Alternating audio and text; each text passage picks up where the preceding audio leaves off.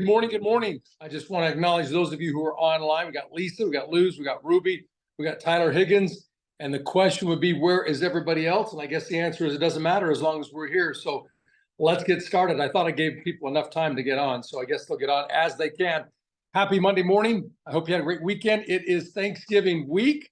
I am excited. I don't know about you, but I love Thanksgiving because all bets are off when it comes to eating. So whatever you want, as much as you want, I guess. At least that's my rule. So anyway, let's get started. We're at that time of the year where 2023 is almost spent, gang. We are in the fourth quarter, and the fourth quarter is about 2/3 of the way done. And so it's time to talk about the future and how we're going to finish out this year and what 2024 looks like. And I'm not here to predict what 2024 is going to look like in terms of economics. If I knew that for certain, I wouldn't be doing what I'm doing. I'd be we're somewhere north of a few $1 billion probably, and I'd probably be on some island in some sandy, white sandy beach. So I'm not the predictor of the future when it comes to economics. However, I'm absolutely certain that in order to have a great year in 2024, there are things that we have control over. And if we pay attention to those things, it doesn't really matter what interest rates are and what's happening overall to the economy and, who wins the election next year or not. So let's talk specifically about success. I think that for each of you, for any of us, we're going to define success differently, specifically. I mean, I think we could all agree that success might include, monetary success, having enough money, being financially independent. Success might be, having good health, although, I would say, I don't, enough money. What is enough money? That's where it becomes more personal. Health. Well, what kind of health do you want? What does that look like? Some people are in great health if they can get up and walk around, as far as they're concerned. Some people would say, well, that's not great health. Great health for me is being able to run a marathon. Whatever it looks like for you, I believe that success is different for each of us. And this is really ultimately how I define success, gang. I say success is what I want, when I want it, with the people that I want to do it, as often as I want to do it. So whatever picture I paint that meets those requirements, what I want, when I want it, with the people that I want it, as often as I want it. That for me is success. And the good news is we all get to fill in the blanks there, but that's kind of the general guidepost. So there's success in business, there's success personally. You have your relationships with yourself, with your creator, with others. You have your health, your mental, physical, and emotional and spiritual. And then, of course, you have your business. You have the number of transactions you're going to do, the ease with which you do the business, as well as the financial results that you get from the business.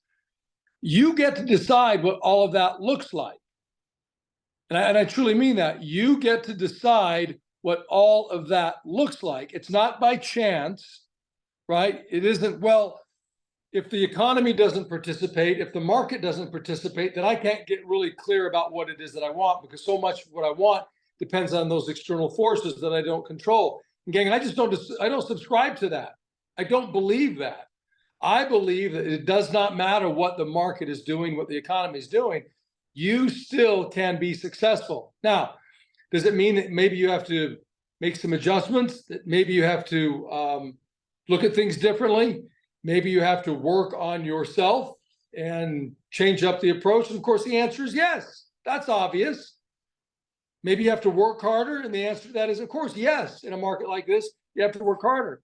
But it isn't written anywhere that because the market shifted, that things are more challenging, that you can't have your best year ever in 2024. It doesn't mean that you can't finish 2023 strong, no matter how you've performed up to this point.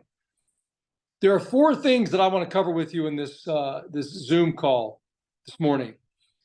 And I call these really the 4 keys to success. And look, we could certainly add more to the list, but these are the 4 that I want to cover that I think are pivotally important. So If you're taking notes, which I hope you are, the first thing I want you to write down is 4 keys to success. The 4 keys to success.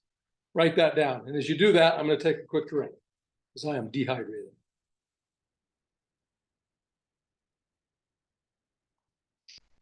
Okay. One of my affirmations, I drink water daily. Got to do that. Got to get my gallon in when I'm behind. So the 4 keys to success. Number 1, I want you to write this down. The word is commitment. Commitment. So, excuse me, as you write that word down, commitment, I want to ask you this question, and I want you to write the question down, and I really want you to pose this question to yourself. I don't want you to take the time to answer it right now, but I do want you to answer this question. Gang, we're ending the time of year where it is business planning time. It's the opportunity for us to look at where we've been, the performance that we've given, the results that we got, and then say, okay, what am I committed to moving forward? What do I want my life to look like? What do I want my business to look like? What do I want my health to look like? What do I want my relationships to look like? Now is the time to plan that, because 2024 is coming and there's plenty of opportunity, but we've got to get clear. I always say this, that with clarity, there is power. If you will take the time to ask this question of yourself, what am I committed to? What am I committed to? And then get clear about the answers to that, you'll have greater clarity. And when you have greater clarity, then of course you act with much greater power, with greater intention. And that is really important, especially in today's world, in today's market, in today's economy. You have to act with greater intention. You have to act with greater power. You have to have greater momentum to get through the resistance, because there is, let's be honest, there is greater resistance in the market and in the economy today than there was 2 years ago, because interest rates have gone up. It just is what it is. And we can't change those external forces, but what we can change is our level of clarity as it relates to what it is that we are committed to. So I ask you that question, what are you committed to? I want you to write that down. Ask it in first person. What am I committed to?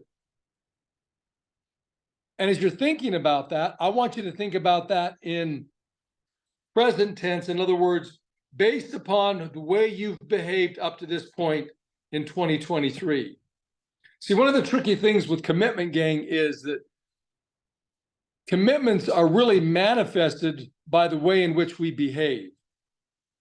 Let me say that again. Our commitments are manifested by the ways in which we behave. So if you really want to know what you're committed to, then just simply take a look at what you do on a daily basis. So if you said to me, well, John, I know to be successful in real estate, I have to prospect. Prospecting is very important. Well, you acknowledging that just isn't necessarily a commitment. I would ask you, well, are you committed to it? And if you said yes to me, then I'd say, great, then show me your commitment to prospecting. How have you done so far this year? Show me your results as it relates to prospecting. And if you said, well, I believe in prospecting, but your behavior was inconsistent with that belief, then I would say, well, then that's not your belief, because your beliefs are manifested by your behavior. Does that make sense? Say yes or yes. Yes. Okay. So we can be committed to good things and bad things, Luz. We can be committed to a good thing like prospecting, or we can be committed to a bad thing like I'm going to avoid prospecting because I'm afraid of it, right? I can be committed to eating good foods, or I can be committed to eating bad foods. I mean, there was a time in my life where I was committed to eating bad foods. And as a result, I was 60 pounds overweight. So I could say that I was committed to good health. I could, on a logical, conscious level, say, well, of course I want to be in great physical condition. I want to look good. I want to feel good. I don't want high blood pressure, which I had. I don't want to have high cholesterol, which I had. You know, I knew what I wanted.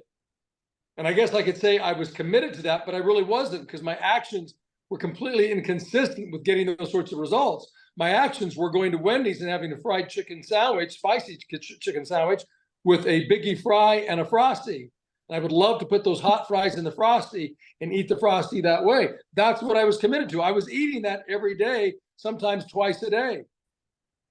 So I go back to the question of what are you committed to? What I want you to do is have an honest conversation with yourself about the things you've been committed to this year, not in terms of what you know you should have done or you should not have done, but what you actually did that got you the results that you got. Does that make sense? So if there was behavior that was consistent with the things that you want, then to some extent you were committed to that process or that philosophy or that standard, right? But maybe there was activity that you knew you should have engaged in that you didn't.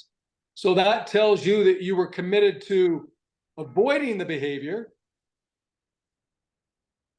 You were committed to the idea of being safe, of not exposing yourself to new experiences, stressful experiences, the potential of failure. And so as a result, you did not do what you needed to do to live the life that you said that you wanted. So therefore, you were committed to something else than your goal, whatever it is that you said that you wanted to accomplish. Gang, this is a really important conversation to have, because see, what most people will do is behave habitually. They will go through life just doing the things that they have normally done. And if you continue to do what you've always done, you're never going to get new results unless some external forces change to the degree that you might get slightly or marginally better results. So you could wait for interest rates to go down, for example, whether it's going to be 6 months, a year, 2 years, whatever it is, and you'll probably start to get slightly better results. But why would you wait 6 months to a year? And some of you say, well, I can't wait that long. I don't have that much time. I don't have that much money in the bank. You know, I've got these bills. I've got these reoccurring bills that I got to pay, and I don't have 6 months. I got to do something now. I can't wait for the market to change. I can't wait for interest rates to change. Well, then this message is for you. You don't have to. You just simply have to recognize what it is that you're committed to. So have an honest conversation with yourself. And if you find that you're committed to things that are not going to get you the results that you want, then of course, then it leads us to the second conversation. And we're going to get to that in a second. But gang, look, I'll give you an example of this. It was years ago, I went on a cleanse, and it was the first day of the cleanse, literally the first day of a cleanse that ended up being 24 days. Now, let me describe this cleanse to you. It was a juice cleanse. So I couldn't eat any solid foods. The only thing I could have on a daily basis were 2 8-ounce servings of fresh pressed vegetable juice. That was it. And I was on the very first day of that cleanse, just the first day. And it was in the afternoon, and I was on the second floor of the Union Park building. And I'm walking down the hallway towards the cubicles that used to be up there at that point. Configurations changed at this point. And I'm walking towards those cubicles, and there was a voice in my head that said, oh my gosh, you're hungry. And that voice said, we need to go get something to eat. And that voice started to contemplate all the different options it had, you know, the various restaurants or fast food that I could have, or Whole Foods, or whatever it was that my brain was saying that I could eat. But then there was that voice in my head that was committed to the cleanse and said, you can't eat, you're on a cleanse. And the voice in my head that said, you're hungry, we need to go get something to eat, said, well, wait a minute. If we can't eat, then what do we have to look forward to?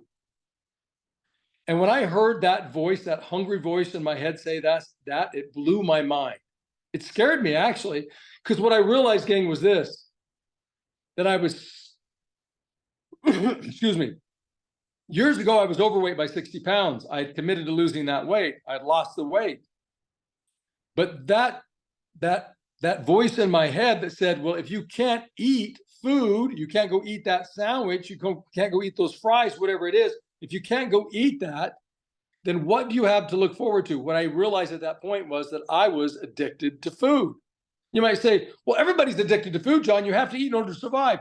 Gang, it was the afternoon of the first day of a cleanse. You can survive a day without food, right? I was in the first day and my brain said, if you can't eat that food, then what do you have to look forward to? Well, I don't know. I mean, really? Isn't there something else to look forward to in life besides food? It was a really pivotal moment in my life where I recognized that what we are committed to isn't always what we say, but rather what we do. So when we examine what we're really committed to based upon what we do on a daily basis, then what it leads us to is this: we discover that we need to change some of our behavior.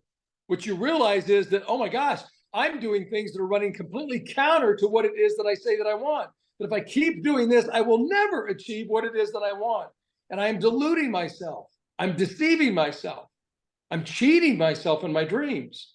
And then there's the activity that I know that I shouldn't be or that I shouldn't be avoiding, and I am. For example, prospecting or going to the gym, right? Things that I know that I should be doing, but I'm not, because I'm running away from whatever discomfort that's associated with those things. So then it leads to point number 2 in terms of the 4 keys to success. Write this word down: change. Change.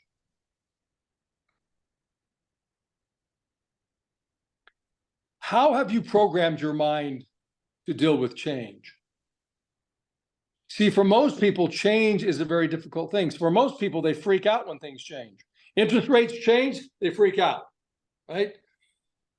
Office configuration changes, they freak out, right? I mean, there were some people who were very unsettled that we closed an office up in Centerville, freaked out. Oh my gosh, change, right?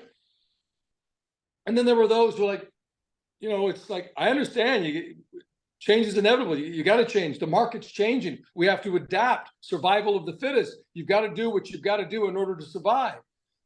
How have you programmed your mind to deal with change? Those who resist change, gang, who perceive change as a negative thing, tend to go the way of Kodak. What do you mean, tend the way to go of Kodak? Well, Kodak film. Again, Kodak, when I was a kid, they were like a big, robust, productive, profitable company. And then because technology changed and iPhones were invented, you know, smartphones were invented, then of course the personal camera wasn't so much a thing. Well, Kodak didn't change with the times, didn't recognize the change, and they tried to continue to do what they had always done. It's the same thing that Kmart did. Along came Walmart, Kmart didn't change, and you would be hard pressed to find a Kmart anywhere in the United States. I know, I think they do exist here and there, but not like they used to. And then Blockbuster, you won't find a Blockbuster. They're completely out of business because they didn't change their platform, their approach, their paradigm when new competition, Redbox, came along. And then of course, online and, you know, basically downloaded electronic files for viewing movies. When you resist change, you risk extinction, or at best, you risk not achieving what it is ultimately that you say that you want. In other words, ultimately success.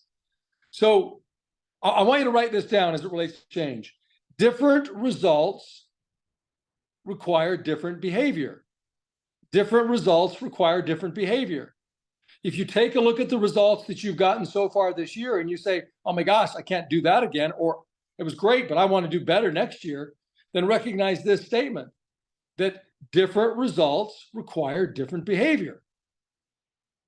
Well, what does that mean? Different results require different behavior. It means, ask yourself this question: what do I need to do differently moving forward? In other words, what adjustments to my approach, to my mentality, to my behavior, to my daily activities that I have to take in order to achieve ultimately what it is that I say that I want? So let me just give you 4 points as it relates to this, because I really want you to go through a process to figure this out, because now is the time to do that. I want you to write this information down. I want you to take time between now and the end of the year, no later than that, preferably over the next few weeks, and really get solid, get clear on these points. Because what I want you to have is a solid plan, a business plan, a clear roadmap of what you're going to do, what you want. So Point number one under change. Number one, recognize what you want to change. Recognize what needs to change. Recognize the change that needs to occur. That's the first thing. Number two, ask yourself this question: why do I desire to change it?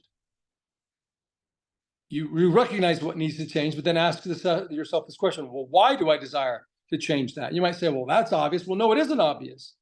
You need to come up with a compelling reason as to why you should change that. Change your behavior, your resistance to prospecting, your resistance to working out, your resistance to eating right foods, your resistance to apologizing or to communicating better in your relationships.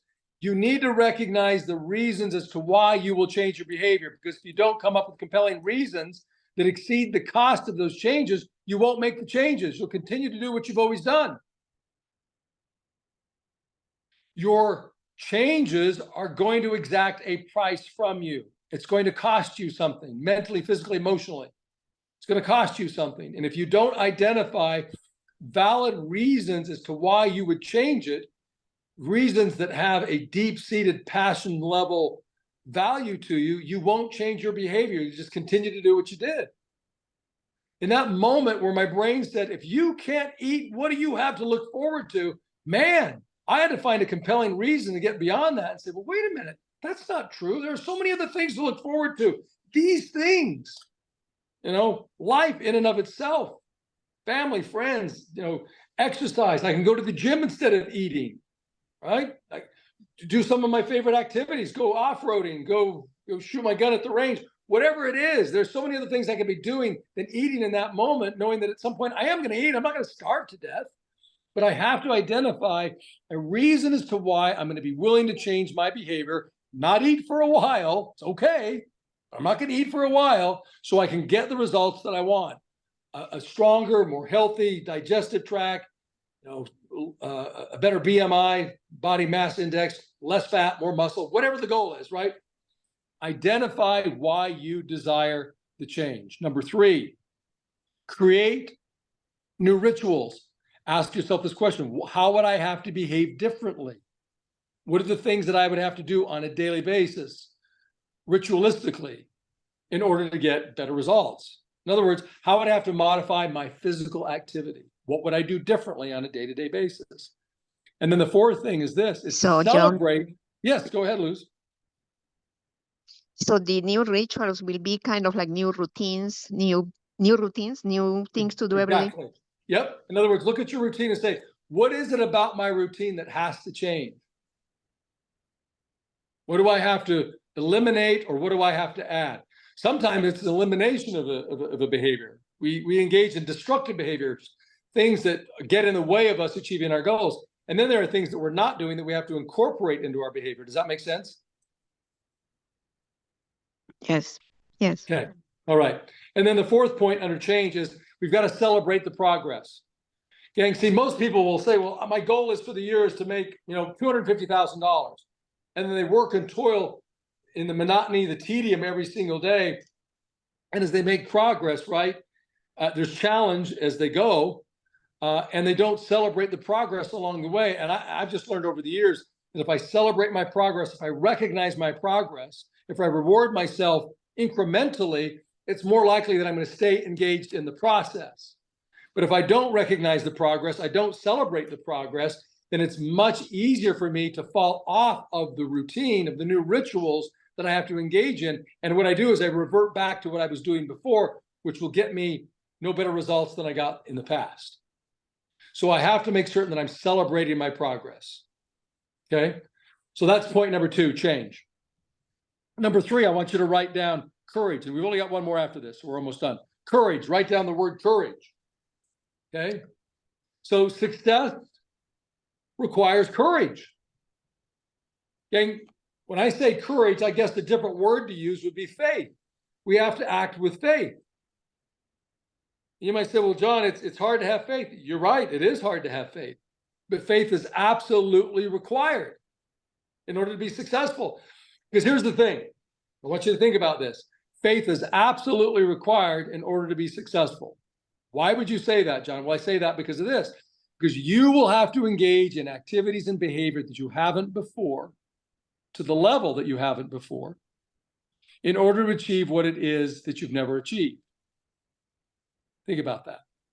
So you're going to have to maybe prospect at a level different than you ever have, consistently, the number of calls, the amount of time, the number of days, the way in which you're doing it, practicing your skill set. All of those things will have to be elevated to a level that you've never done it before. And you have to trust and believe that if you do that, that over time it's going to work out. You might say, well, that's tough to believe, to have that faith. I get it, it is. But here's the thing. You exercise faith in so many other areas of your life. You do. You exercise faith in so many other areas of your life.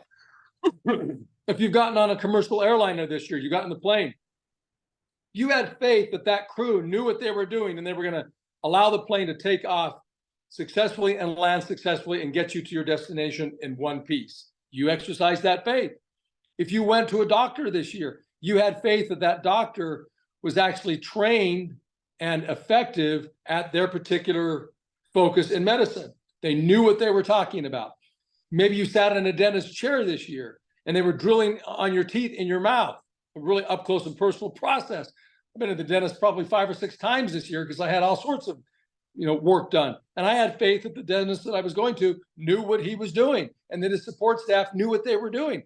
I didn't ask him, where did you go to school? How many years? How long have you been doing this? How many patients have you seen? How many times have you done this routine? I didn't ask any of those questions.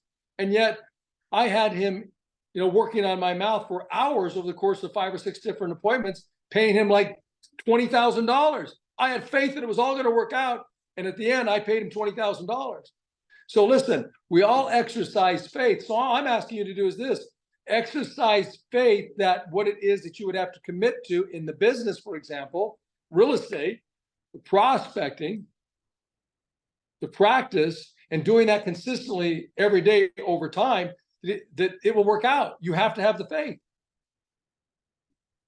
You have to have the courage to engage in the process. So I want you to write this down. Derive your sense of self-confidence. Is that the next number, or that is related to the courage thing? This is, thanks for the question, Luz. It's actually just a point under courage, under faith. Okay. I just want you to write this down. Derive your courage not from the results, but from the process. Oh. Derive your sense of courage not from the results, but from the process. Okay. Yeah, Tyler asked me, he said, did you switch to gold teeth with the $20,000 bill? You would think so, but no. No, they're enamel, they're just white teeth. So my point is in that statement is we have to derive our sense of confidence not from the results that we get on a daily basis, but from the process. Because on a daily basis, we may not get the results that we want. I mean, listen, I've been on diets before where, I weigh every day.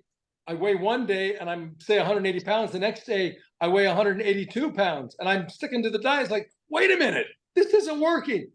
Wait a minute. You can't judge if something's working based upon one day. Now, if you told me that you consistently, and I mean consistently, every single day stuck with the diet for 90 days and you didn't lose any weight or you gained weight, then I'd say that plan isn't working. So you can't say to me, for example, well, John, I've tried prospecting and it doesn't work. That's baloney. That's nonsense. You're deceiving yourself. That's a lie. It does work, but you have to do it consistently. So derive your courage not from the results that you get on a daily basis, but by leaning into the system that we know works. If you're leaning into the right system, it's not a question. Yeah, go ahead, Luz. So that will be like planting a seed, John. That's exactly right. It's not going to sprout in a week, maybe in a few days, but not right now until it gets to the point that I want to see. You're spot on. It's like the farmer. The farmer doesn't plant the seed and the next day you show up and expect to be a corn stalk there with an ear of corn on it.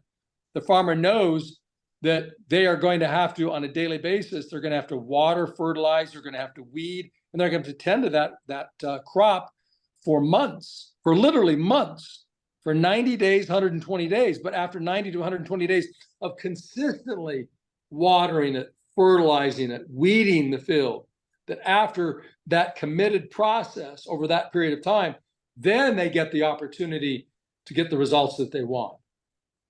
So you're spot on. The final word that I want you to write down, and the final point of our conversation today, is patience. Patience. So Luz, you bring up a great point. So the analogy that I always like to share is that of the Chinese bamboo tree. The Chinese bamboo tree, when it is first planted as a seed, you take it, you plant it, you water it, you fertilize it, you tend to it. And in the first year, you see nothing. Literally, you see nothing. And you say to yourself, well, wait a minute. You know, I'm used to, if I plant something within a few days, at least, at most a few weeks, then you'll see a seedling sprout. It'll pop out of that hard ground. I've been doing this for a year and nothing's happening. There must be something wrong. But you say to yourself, oh, you know what? I'm just going to be patient. I'll just stick with it. I'm going to continue to water and fertilize this spot where I know I planted the seed. And another year goes by and still nothing happened. But you remember, well, you know what? Patience is a virtue. I just need to keep doing it in hopes that it'll work out. You go the third year doing the same thing, the fourth year. And gang, it isn't until the fifth year that the Chinese bamboo tree then begins to sprout. A little seedling comes up. And what's crazy is, over the course of 90 days,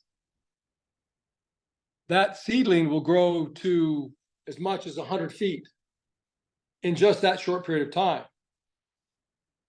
But it took the patience of nearly 5 years for that to occur. Now, here's the good news. I'm not saying it's going to take you 5 years of prospecting consistently, patiently, for you to get great results. I'm telling you that if you prospected consistently, and I mean consistently, like 100%, but a minimum of 80%, that if you did it consistently for 90 days, I promise you, you would get amazing results. It would blow your mind. The problem is this, that most people will dabble. They'll try it a little bit. They'll do it one day and then take off the next day. Or they'll do it a couple of days and then take off the next day. Or they'll do it the entire week, but then they'll kind of just kick aside the next week. They'll shove off the next week. And then they'll get back to it the third week. Or maybe they'll do half of the next week and then half of the other week. In other words, they're all over the place. They are not consistent. Well, the problem with that is that you don't build momentum when you're not consistent. And success requires consistency, because success requires momentum. Because the resistance in the process of moving forward requires that you have momentum to break through the challenges that are present when you're moving forward. Like any body, object or body that wants to move forward, in order to break through things that require, that offer resistance, you have to have greater velocity. You have to have greater momentum. And you're no different. Your success is no different. Getting to your goals is no different. So gang, in conclusion, look, you want to be successful in life. You want to be successful in 2024. You want to finish the year 2023 strong, and recognize these 4 concepts. You have to be committed, understand what you've been committed to, and ask, okay, well, am I committed to the right things? How do I need to change my commitments, and in which ways do I need to change my behavior in order to get the results that I want?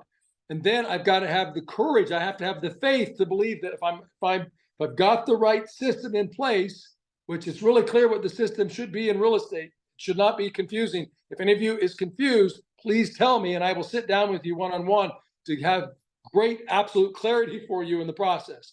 And then the last thing is to be patient with the process, to have the faith and to be patient and know that ultimately, if you're committed to the right things, you change your approach to the degree that you need to in order to get what it is that you want, and you just stay engaged in the process patiently, I promise you, over the course of a minimum of 90 days, you'll begin to see dramatic changes in the results that you'll get. And ultimately, you're going to be on your way through predictably and with duplication, getting the results that you want. So each year, kind of like Babe Ruth, when he would stand there on that home plate, and he would look out into the stands just before the pitcher would throw the pitch, he would point to the stands as if to say, that is where I'm going to hit the ball. Just like Babe Ruth, that every year, you can stand there at the beginning of the year and say, that is where I'm going to hit the ball. In other words, this is how much money I'm going to make. This is the number of transactions I'm going to close without question, and say that and do it consistently year after year, because you recognize the rules of success.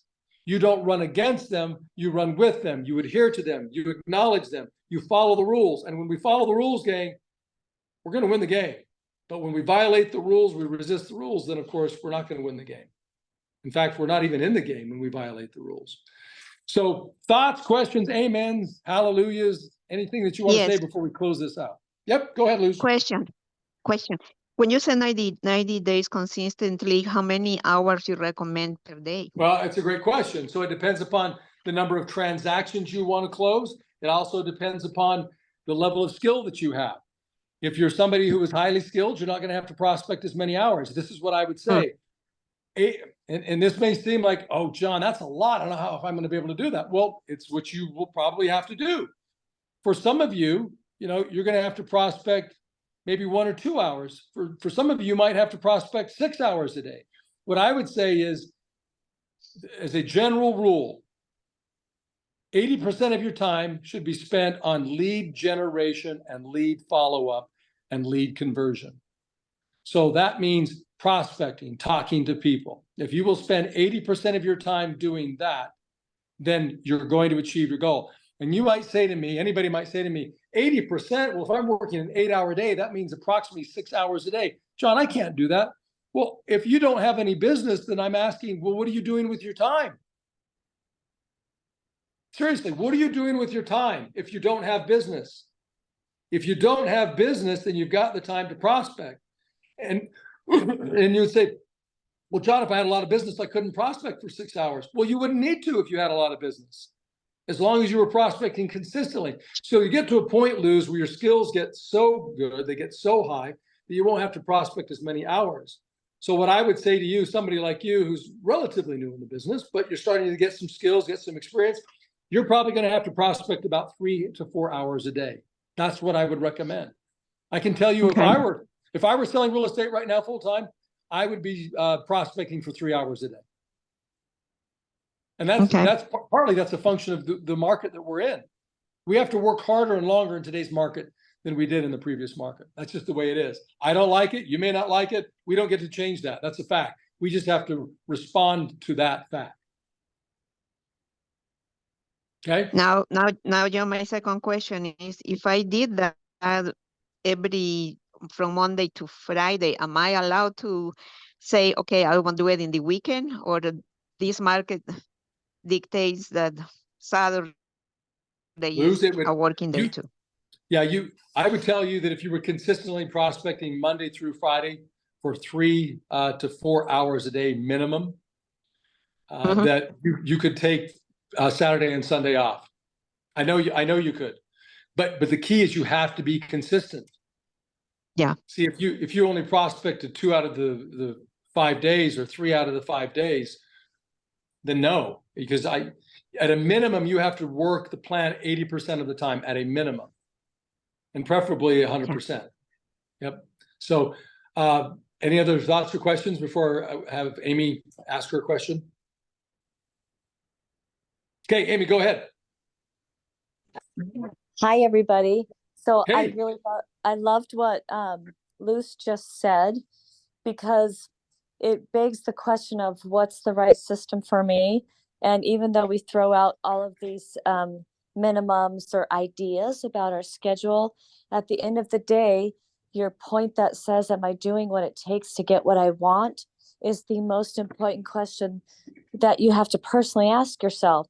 So if you're working Monday through Friday and you've got your 3 hours of prospecting every day and you've crossed all that stuff off, but you still don't have any business, then that's not your number. We have to do something different. Right. And this is a business where we have to remind ourselves that this is an actual business that we're building. Like if you were to go open up a donut shop at the corner, that would not be, I'm going to work it for 3 hours a day. You'd be putting in probably 18 hours a day when you're starting off. And any other business that is out there, you have to put in extra time to build something. And in the building process, You can't just say, this is what's my standard thing. This is extra. Everything is extra in the beginning, over the top. And when the market is struggling, we're extra in the market too. So really be, instead of crossing off the boxes, just be thinking, am I getting there? I got to do more and more and more and more and more. Amy, you're spot on. It's well said, and it's a great point. So bottom line is to kind of sum up what Amy said, it depends upon what you want and the results that you're getting. So just pay attention to the results that you're getting. If you're not getting the results that you want, then you're going to have to work longer and harder. The other thing I would say to that is then work smarter. If you're working long and hard and you're prospecting 6 hours a day and you're still not getting the results that you want, then that's a function of what? Skill set. Skill set. So then you realize, oh my gosh, I've got to dedicate some time to actually improving my skills. Because listen, if you practice swinging the golf club the wrong way, that when you play, you're gonna swing the golf club the wrong way. So if you're prospecting, you're not getting the results that you want, but you're doing it consistently, right? Then you have to look at changing up your approach. So one of the things I would suggest, Luz and everybody else, is in your prospecting, record some of your calls and have other people listen to them. Have a coach, have George, have me, one of your managers listen to it, or one of your team leads listen to it and give you positive and constructive feedback on what you're doing great and also what you're not doing so great at, so you can modify your approach. Because again, it goes back to my original point. If you don't know what to change and you keep doing what you've always done, I don't care how hard you work, you're not going to get the results that you want. So you've got to be mindful of that. Got to pay attention to working not only harder, but also smarter. All right, anybody else?